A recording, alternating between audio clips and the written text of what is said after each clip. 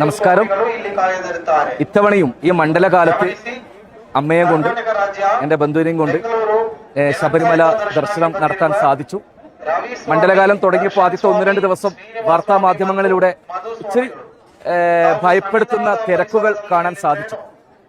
അത് ഒരു അയ്യപ്പ ഭക്തൻ എന്ന നിലയിൽ കുറച്ച് ആശങ്കകൾ ഉണ്ടായിരുന്നു. കാരണം ഇതെങ്ങനെയാണ് ഈ തുടർന്ന് ഇതുപോലൊരു തിരക്ക് കൂടിയാൽ എങ്ങനെയാണ് ശബരിമലയിൽ അതിനെ നിയന്ത്രണ വിധേയമാക്കാൻ സാധിക്കും എന്നുള്ളത്. കാരണം കഴിഞ്ഞ 35 വർഷമായി ഞാൻ ശബരിമലയിൽ ദർശനം നടത്തുന്ന ഒരാളാണ്. അതുകൊണ്ട് തന്നെ എനിക്ക് ഏകദേശം ഇവിടുത്തെ കാര്യങ്ങളൊക്കെ അറിയാൻ സാധിക്കും.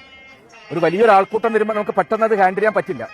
പക്ഷെ 2 ദിവസം കൊണ്ട് തന്നെ പുതിയ പ്രസിഡന്റ് ജയകുമാർ സാറും നമ്മുടെ ഇവിടെ പോലീസ് ഉദ്യോഗസ്ഥനായ ശ്രീജിത്ത് സാറും എല്ലാവരും ഇടപെട്ടുകൊണ്ട് വളരെ സ്മൂത്തായിട്ട് ഏതൊരു ഭക്തനും വളരെ സന്തോഷത്തോടു കൂടി അയ്യപ്പനെ കണ്ട് തൊഴുത് സന്തോഷത്തോടുകൂടി മടങ്ങാൻ പറ്റുന്ന രീതിയിൽ ഇവിടുത്തെ കാര്യങ്ങളൊക്കെ നിയന്ത്രണ വിധേയമായി.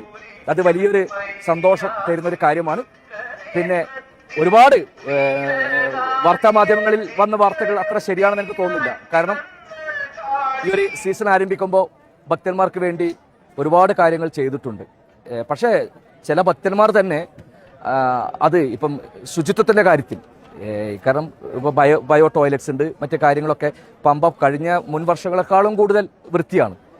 പക്ഷേ ഭക്തന്മാർ തന്നെ അത് വൃത്തികേടാക്കുന്ന കാഴ്ചയും കാണാൻ സാധിക്കുന്നുണ്ട്. പ്രത്യേകിച്ചും ഈ പമ്പ നദിയിൽ കറുത്ത വസ്ത്രം വലിച്ചെറിയുന്നത്, അത് നമുക്ക് അങ്ങനെ ചെയ്യുന്നവരെ ഒരു ബോധവൽക്കരണത്തോടെ മാത്രമേ അത് മാറ്റിയെടുക്കാൻ സാധിക്കുകയുള്ളൂ.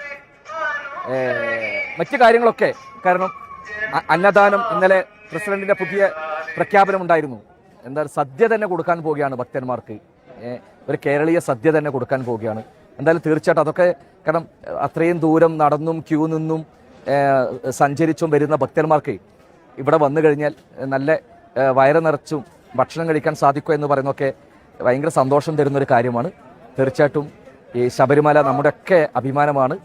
ഇതേ പവിത്രതയോടുകൂടി, കൂടുതൽ പവിത്രതയോടുകൂടി മുന്നോട്ടേക്ക് കൊണ്ടുപോകാൻ സാധിക്കട്ടെ. ലോകത്തിലെ ഏറ്റവും വലിയ തീർത്ഥാടന കേന്ദ്രമായി ശബരിമല മാറട്ടെ എന്ന് ആത്മാർത്ഥമായി ആശംസിക്കുന്നു.